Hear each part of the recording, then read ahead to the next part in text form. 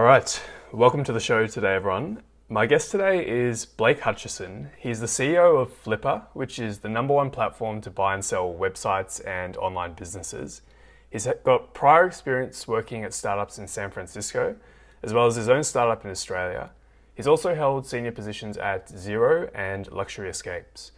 I wanted to bring Blake on the show to find out what he's learned from his previous startup experience, how that led to where he is today, and what his plans are for Flippa. So Blake, welcome to the show. Thank you, James. I appreciate the opportunity to be on the show. Thank you again. Of course, happy to have you. So I was hoping we could start a little bit about your background and your story. So could you maybe just tell us a bit of your story, especially about your experience in San Francisco? I think that's an interesting period to talk about.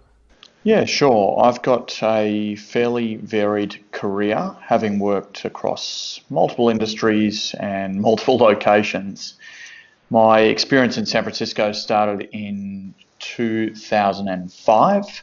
I was originally there for a secondment when I was working for Lonely Planet and ended up staying for nearly 6 years, working both for Lonely Planet but also for a startup in downtown San Francisco called NileGuide.com. And NileGuide had raised some capital, quite a big round of capital, just before the GFC kicked in. And that was an interesting experience in its own right. But ultimately, we raised venture capital from a couple of top-tier investors, Austin Venture Partners and Tenaya Capital. Tenaya, interestingly enough, was Lehman Brothers Capital or Lehman Brothers Venture Partners, which with the Lehman Brothers collapse changed its name to Tenaya. And as I said, Austin and Tenaya backed NileGuide. I was on the leadership team there. I was employee number, not sure exactly, maybe 6 or 7. And that was a really, really good learning experience working with top tier engineers, really accomplished founders. For one of them, it was first time founding. For the other, he'd had multiple goes at it and a couple of success stories in there. So it was really kind of the beginning of my startup experience. I had engaged with multiple startups through the Lonely Planet journey, but as an employee, that was my first crack at it. And yeah, super enjoyable and really challenging. And probably the most enjoyable thing was working with really, really smart people trying to solve a big problem. And that's why the startup game exists, I guess. Yeah, that sounds amazing. Was your plan all along, do you specifically want to work in a startup to get experience, knowing that you'd one day start your own? Were you thinking that far ahead, or was it kind of just an exciting opportunity? What made you end up at NileGuide? Definitely wasn't thinking that far ahead. Was just enjoying the ride, actually.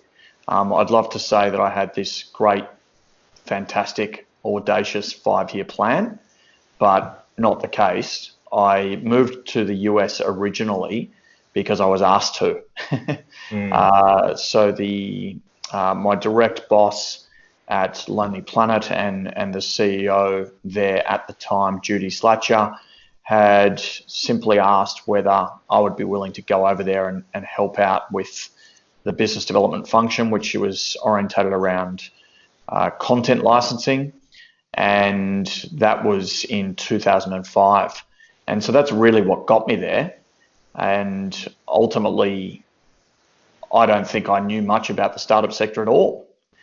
In fact, it was really through that Lonely Planet experience that I got exposure to really, really fast-moving, innovative, fast-growth organizations, because we were a well-regarded brand and we had fantastic content. And at the time, content was very much sought after for various purposes. And so we engaged with everyone from Apple through to Nokia, Yahoo, American Express, Expedia, and the list goes on. And so through that, you start to get really good exposure to fast growth businesses. And then just being in the role I was, from time to time, quite regularly in fact, we'd have startups from the Valley sort of come in and ask about Lonely Planet potential to partner, invest or acquire, and it certainly wasn't my role to decide whether we would invest or acquire, but I was a natural gatekeeper for those discussions, and so got good exposure to some really interesting businesses. And it's in fact how I met the guys at Nile Guide. So they'd come in talking to Lonely Planet about various partnership opportunities, and over time got to know those guys. So I think, critically, you don't know where you're going to end up. I certainly didn't, and that's how I fell into the startup space, and obviously really enjoyed it. That's awesome. I was curious, what's it like working in somewhere like San Francisco, which is kind of known as the motherland of startup world, I guess, compared to somewhere like, say, Melbourne in Australia? Was there any main differences between working in those two environments that you noticed? Oh, look, try not to make it out to be something that it's not. It's not a mysterious creature, and I think that there's some amazing talent, very smart people, hardworking and creative here in Australia, and they are just as good at what they do as anyone else I've met. But I think probably what it really comes down to is the DNA. So the natural orientation in San Francisco, just because of who the employer base is and what the employer base looks like, the DNA is different. Here in Australia, you would tend to work for a bigger business. You would tend to work for a more conservative business. And by nature of that, your kind of North Star, if you like, is a big brand name that we've all heard of before, so that we can talk about that with our friends and family with, some level of pride. That's okay, I suppose, but what San Francisco has going for it is a very different type of employer profile.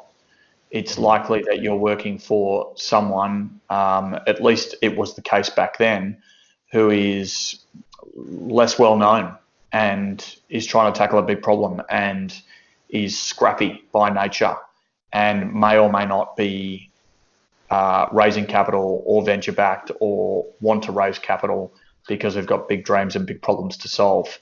I think it's probably changed a lot because you've seen so many success stories between 2005 and heading into the latter part of 2019.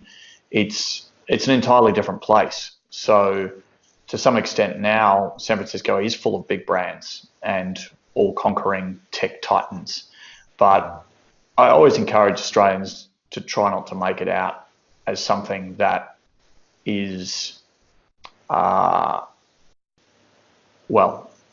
want of a better description, a promised land or a unicorn. It is different, but at the same time, there are brilliant people here in Australia who would fit in just as well there, and there are brilliant people here in Australia who can stay here and create just as good businesses.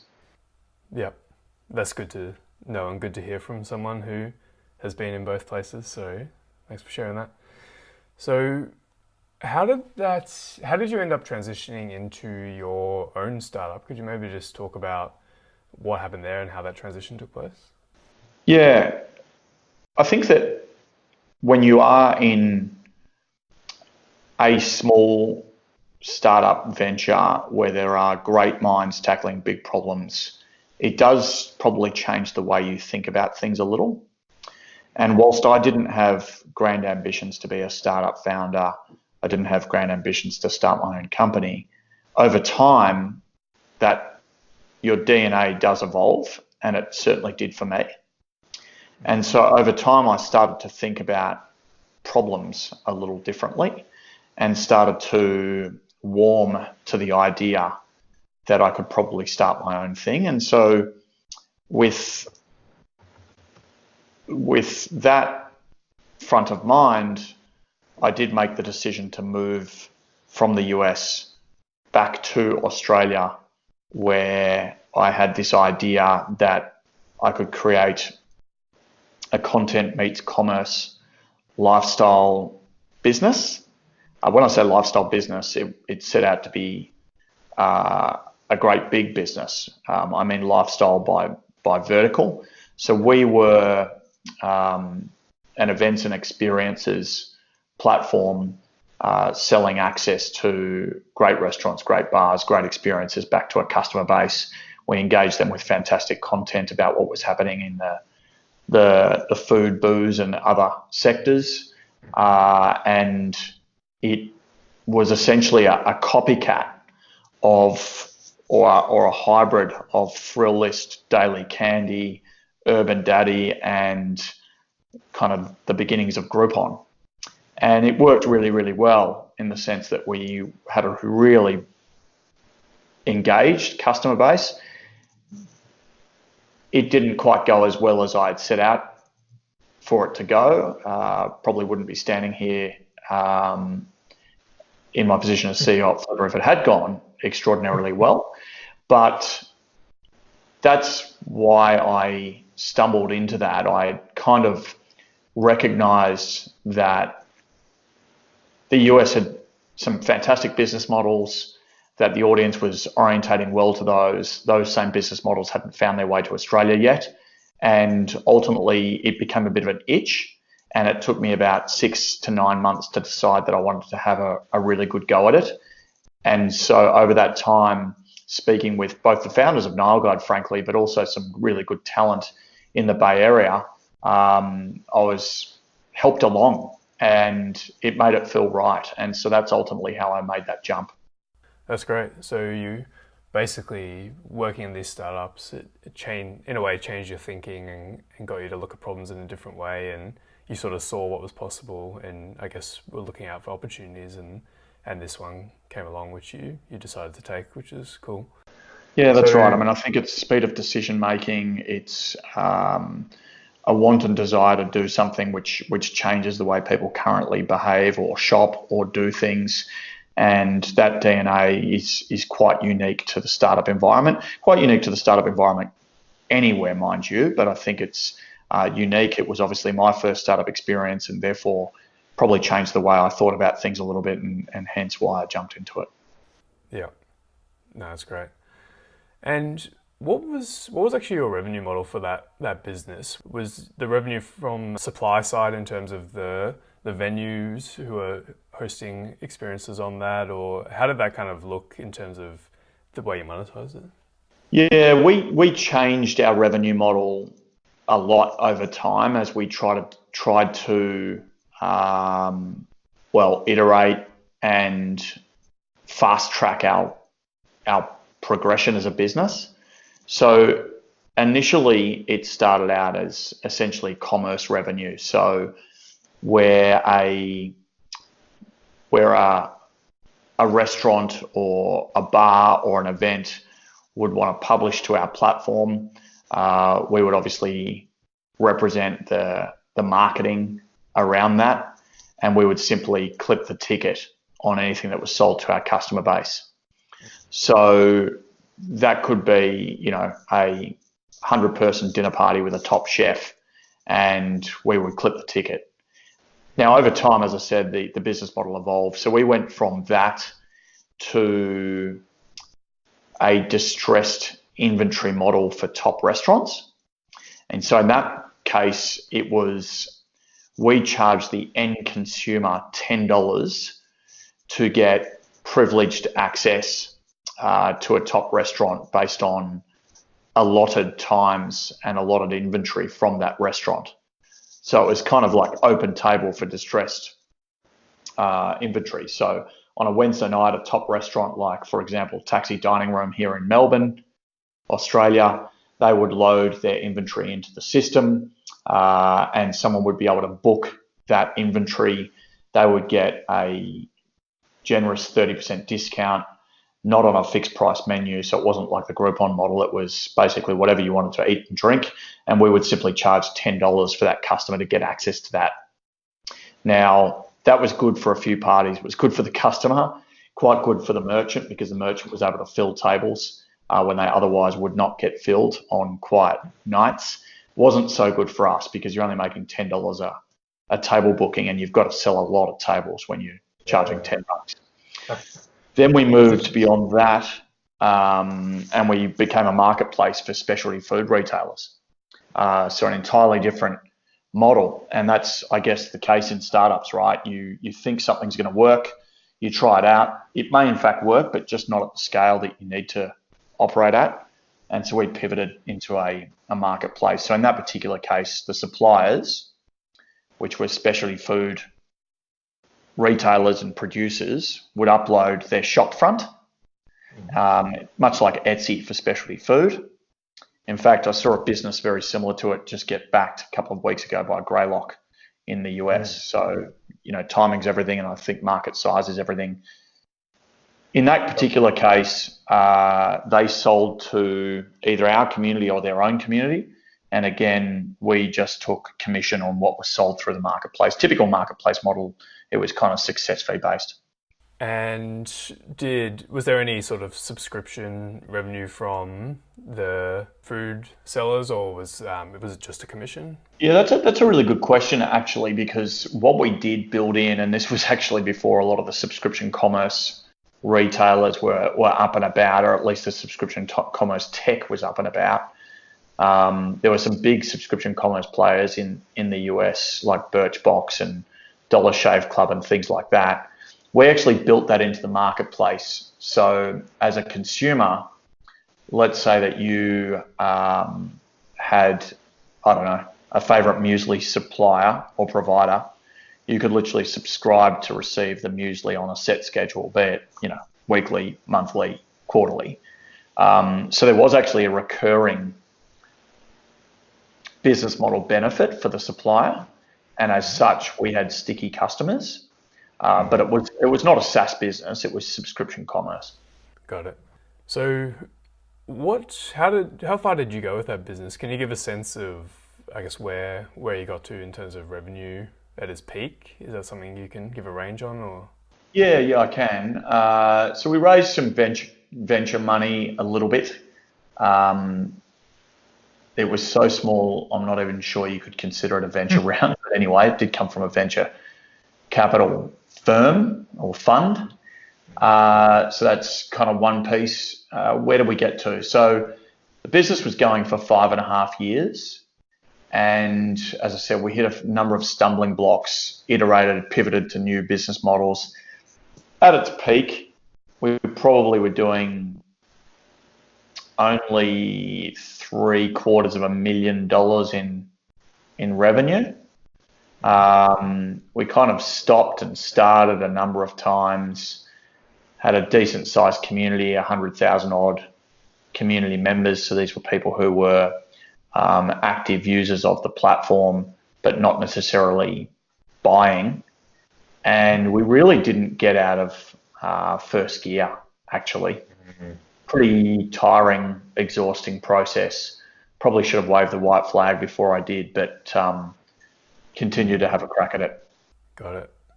So what did happen eventually to that startup, Good 44? What ended up happening? I tried to sell it on Flippa. That's no joke. So there were a couple of people who wanted to go about some kind of acqui-hire, so basically acquire me as part of the process, enable me to continue to run the business inside a bigger business, and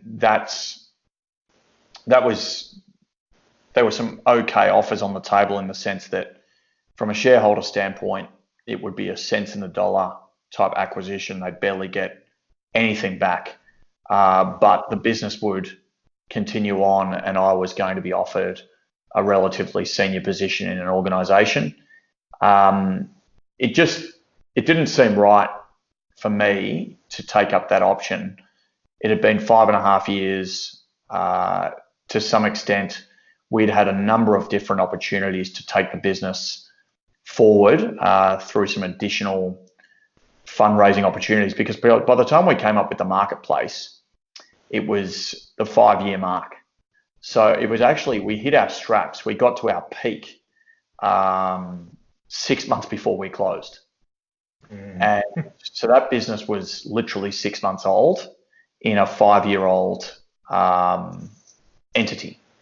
And so it had just been too difficult. It had been too tiring, too exhausting. The stress was too great. And so the opportunities we had would require us to clean up the cap table. And there were certain investors on the table which weren't comfortable with a complete restart. And I understand their stance on that, but ultimately it did stop us from pursuing a US play. So there are a couple of different opportunities. One was obviously sell, as I mentioned. The second one was take the business into the US and essentially start again with the concept, with the platform, but essentially ignoring any traction that was out of Australia, which frankly was quite trivial.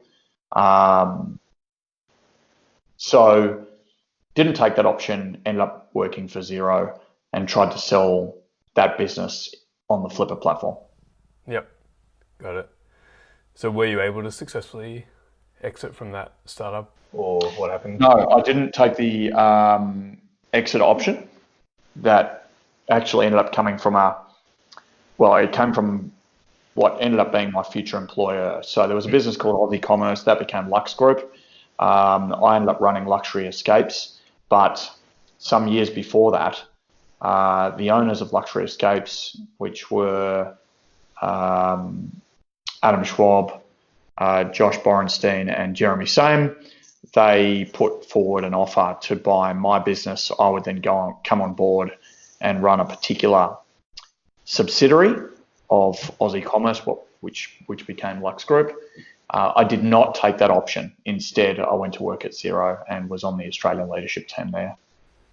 Yep, got it. What was that whole experience like? I guess like spending 5.5 years working on this, pivoting a few times, putting in all your blood, sweat and tears, and then kind of having it amount to this in the end. Maybe can you just talk about what that whole experience was like, even mentally for you? It was devastating. I think there are a couple of things which were devastating. One, I probably came home from San Francisco expecting that the startup scene was a little more mature than it was, that consumers would orientate to new concepts a little quicker than they did. And obviously I expected us to be able to be successful. And so it's a very humbling experience. As we talk about here at Flippa, you can have a very, very competent, capable engineer and or entrepreneur who builds something, and they might be selling it on the Flippa platform for anything from $5,000 to $5 million. And depending, just regardless of their asking price and where they actually got to,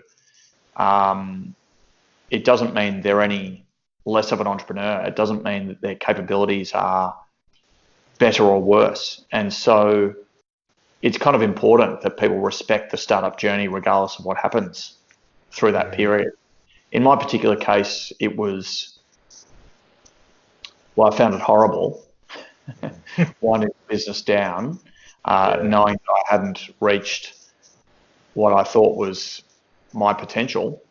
And it's when you finally decide to shut up shop and you've got nothing to show for it, you go through a bit of a mourning process. And ultimately, though, the Xero experience was fantastic for me because I got to work in a business which was the complete opposite of mine. It had a fantastic product. It was highly successful. It was on a fast growth trajectory. It was representing a genuine need in the marketplace, and they had genuinely disrupted an ecosystem. And that's not what I did. So you learn to respect how good that operation is and how good the people are that founded it and how good the people were that were currently building it. So it was, it ends up being very good from a learning experience. But, the wind down process is tiring. Yeah, I believe it. I guess, is it fair to say, looking back, that whole experience was something that was necessary for you to go through to prepare you to where you got today? And it was painful at the time, but it was kind of, you look back on it positively or as necessary? How do you kind of look at it when you actually look back today? I look at it as being really worthwhile from the perspective of understanding what it takes. Yeah. And I also learned a lot. So I know not what to do, and I know what to do in certain circumstances. Mm-hmm. And I think, your career should be a mix of experiences, because that's ultimately how you build a broad knowledge base. And I'm always one to encourage people to explore other opportunities out in the marketplace that are entirely different to what they've been doing, because I think that over time, those people who are really, really good in fast growth environments are those people who can work outside the scope of their job description. And so working at a corporate is one thing, working at a fast growth, hyper successful company is another thing. Working at both of those, as well as having your own startup and then running a fast growth business, I think creates a really, really nice set of pieces within the jigsaw puzzle. And to some extent, that's what I've tried to do with my career. Yeah, that makes total sense. Or different experiences in different types of organizations kind of prepares you for or gives you a well-rounded experience, I guess, which has ultimately prepared you to get to where you are today. And I would love to talk a bit about what you're up to with Flippa. So maybe could you just tell us, for the benefit of the audience, what is Flippa? What does Flippa do? Who do you serve? And I guess why were you actually attracted to becoming the CEO? How did that actually come about? Yeah, sure. So I was running Luxury Escapes. So I was the GM and Chief Revenue Officer, reporting to the co-founder of that business. Luxury Escapes was Australia's fastest growing business at the time. I took that over at about 100 mil GMV and left having received a tap on the shoulder from the board here at Flippa. I knew Flippa because I'd tried to sell my own business on the platform. Didn't take that process particularly seriously at the time, but regardless, I respect the effort, the hard work that a small business owner puts into creating what they've created, and the strength of the Flippa platform in connecting people with someone who's looking to take on that journey. And so what really attracted me to it was a couple of things. One, it's a 10-year business. It's been bootstrapped. It's been organically grown. It has a wonderful platform with huge levels of customer engagement and does all that without a dollar spent. And so that's powerful in its own right and gave me something to work with. The second thing is, based in Australia, very little headcount representation in its core market being North America. And so didn't really have a sales orientation to what it was doing. And again, for me, lots of low-hanging fruit around accelerating the business's growth. Probably the third thing for me was that the co-founders themselves are marketplace experts. So co-founders 99 Designs, investors or co-founders. Mark is an investor. Matt was the co-founder of a business called Hired, which is a recruiting marketplace, but it reverse engineered the process there. And so these guys know marketplaces, how they work, and marketplace dynamics were playing out at Flippa for all to see, including me as a potential CEO. And so that excited me. Really what it comes down to is are we solving a big enough problem for the world of small business as it evolves? And it is evolving. So it used to be that the average small business was a retailer on a street corner, or a plumber, or a pub owner. And that's changed dramatically. The changing face of small business is such that most small business owners now are digital and online. And so what Flippa's got is a 10-year-old platform, but what it's becoming is the single biggest platform empowering every small business owner to exit. And for me, that's a worthy cause. That's admirable. There's lots of platforms which enable you to start, like Shopify. There's lots of platforms which enable you to grow and run, like Xero. But there's no one really operating at the pointy end of the life cycle, arguably the most important part of the life cycle, which is helping every small business owner recognize that there is value in what they've created, there is a liquidity opportunity, and ultimately helping them to exit. Yeah, it's cool. And it's amazing you were saying about it's a 10-year-old company, still bootstrapped, so it hasn't raised any money, and just the potential you must have seen when you saw that is it's amazing. So if you can, I guess, is that the plan moving forward? Are you looking to kind of put some fuel on the fire and raise some money to boost things up, or are you going to stay bootstrapped? What's your kind of thought process there? Yeah, certainly my remit here as CEO is one related to growth, and it is a growth mandate, and we have very big ambitions in that regard.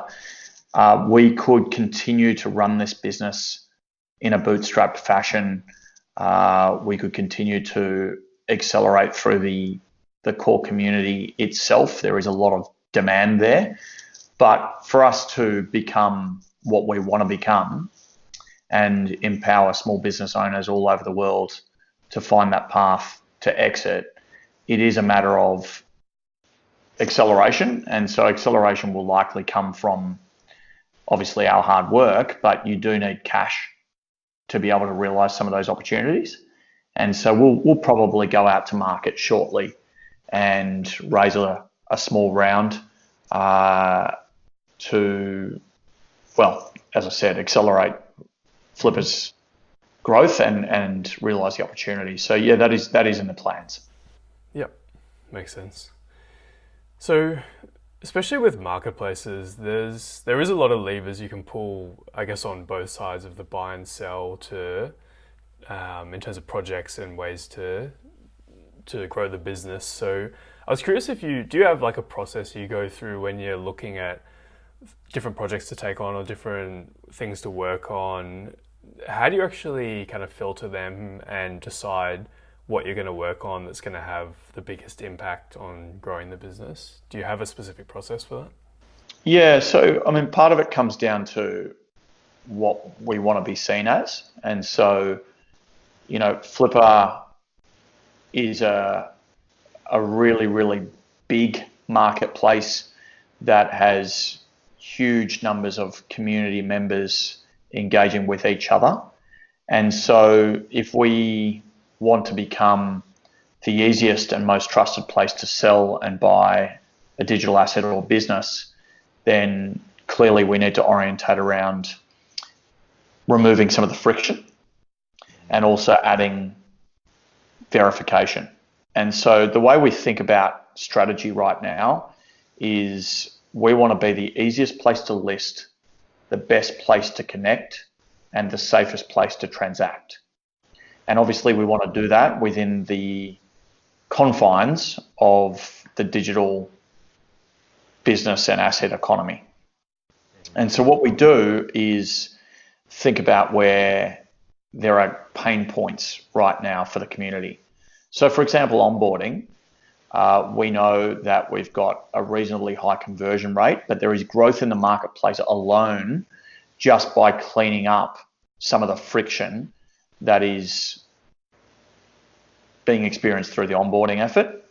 And then in addition to that, we know that if we do have ambitions to be the best place to connect, which means buyers and sellers engaging with each other, then people want to know who they're engaging with. And so right now, there is a lot that happens on the platform without verification. So we're working very, very hard on verifying both sides of the marketplace, in particular sellers, because they've got the digital asset, and digital asset has an implied value. And so we need to make sure that that is in fact real. And so plugging into data sources, be it cloud accounting software, be it payment providers, be it data sources like Google Analytics, we are orientating most of our product around kind of those two things right now. So connecting and, listing and connecting. And so if we can get more people to list and more people to connect, then we're on the right path.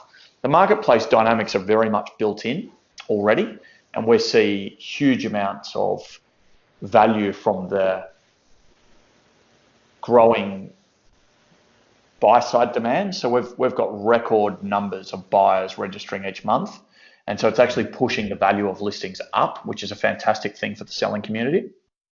And so the marketplace dynamics are really important, and so we want to continue to harness those. But what we're doing there is really just little tweaks, little improvements around the user experience to ensure that people know how to get the most out of the platform. Yep, makes total sense. Removing friction, such a simple concept, but obviously a lot of work to execute well, but very effective, and among all those other things you said. So I'm curious if you see any, because you obviously get a very good insight into, I guess, the online business world. So I was wondering, do you see any specific types of online businesses that are doing really well in terms of people getting good exits from, or that are popular amongst buyers on Flippa? Just any trends you've noticed in that space? Yeah, so we sell e-commerce businesses, ad businesses, marketplaces, SaaS businesses, apps, and regardless of the business model, it tends to be that the more unique, the more demand you get. And that's probably representing how much the digital and online space has been commoditized. So almost anyone can start an online fashion shop front and use sources like Shopify and BigCommerce, etc. So unless you've actually got outstanding revenue performance, and unless you've got a really engaged community, then those businesses are a dime a dozen. And so they're really not seeing the valuations that some people might want to see. What we actually see is it's the unique businesses which haven't realised their value yet. So and a couple of examples for you. So there's a business called Watermarquee, and Watermarquee is simply a software helping photographers watermark their images before they take them out for sale. Mm-hmm. And it was built by an engineer. It has a really, really strong photographer following, and it was listed on the platform for $25,000. Now, amazingly, he charges people, I think it's $15 for a one-time license. And people went nuts. They went nuts because he hadn't realized, I'm sure he realized it, but he hadn't actually gone and commercialized it to the level that he could have. And so there were all these sales and marketers looking at it. It had over 9,000 views. It had 100 discussions. It had over 60 bids. And it was everyone recognizing that, okay, this guy's got a great engaged community. Perhaps there's more money to be made from them. Yep. And it's a unique value proposition. It's a watermarking software for photographers. And so it's defensible to some extent. And so that's the stuff that people are looking to acquire. And that was a really good example. There was a SaaS business called DogBiz Pro. And DogBiz Pro was a SaaS business representing or providing a service for the dog walking and dog training community out there. And so it essentially enabled you to schedule classes, trainings,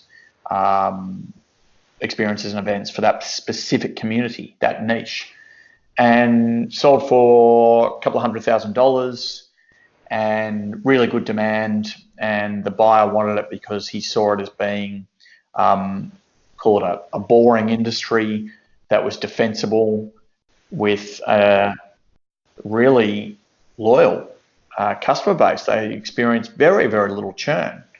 And it's also a growing, and we're speaking here from Australia, but it's a growing industry. The dog walking, dog training industry, the pets industry as a whole is growing.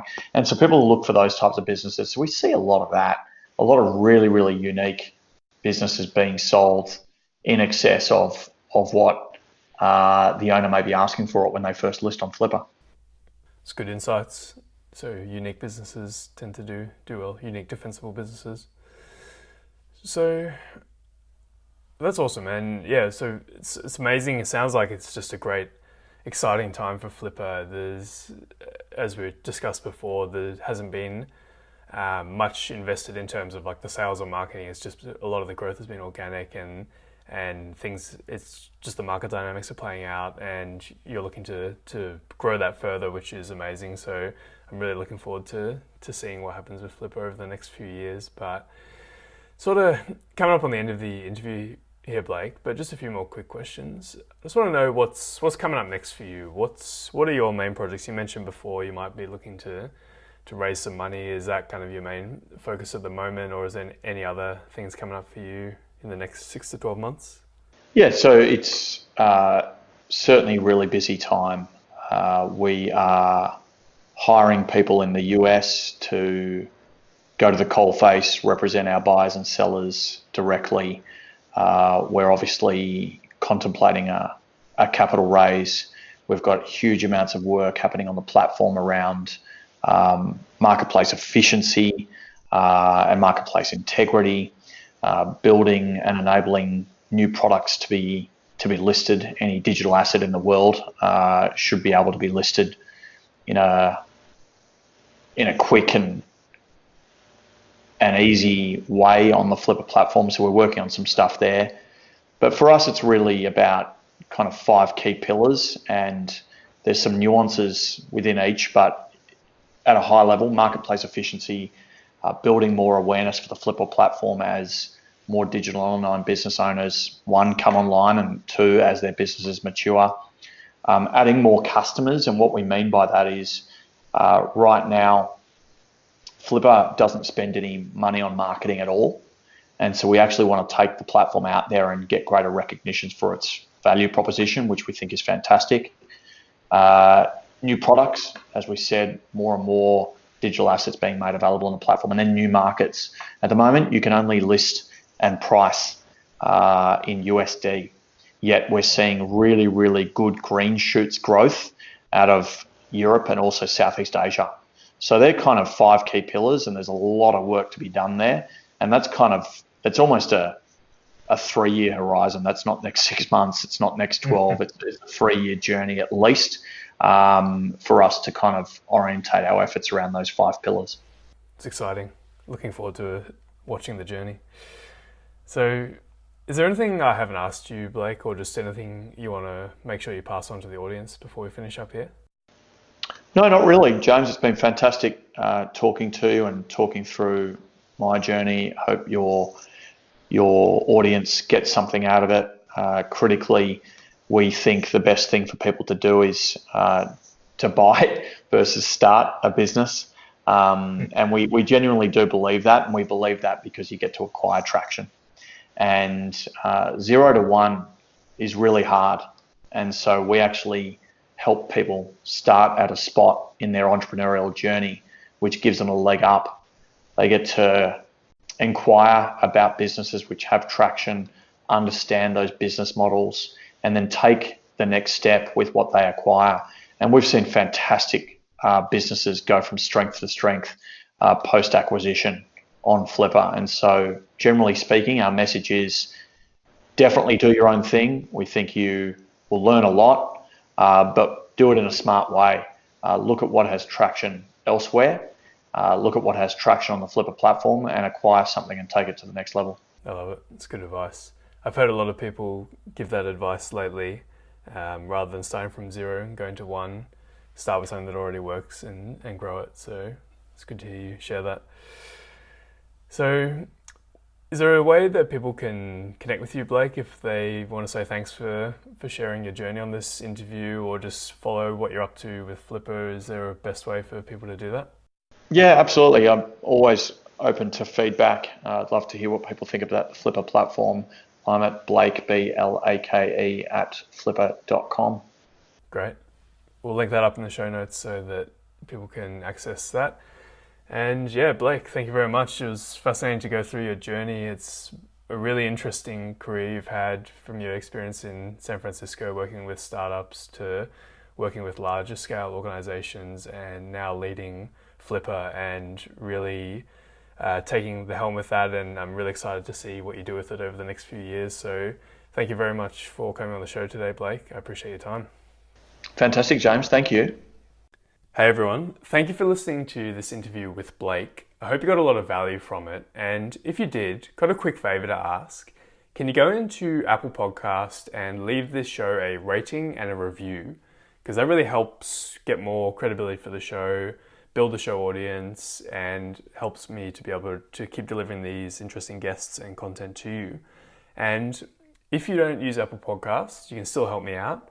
Just take a screenshot of yourself listening to this interview, post it to Instagram stories and tag me in that. That's at jharris, which is JHARRISS. And if you can do one of those two things, it would really help me out and it would mean a lot. So thanks again for listening. Hope you have a great day.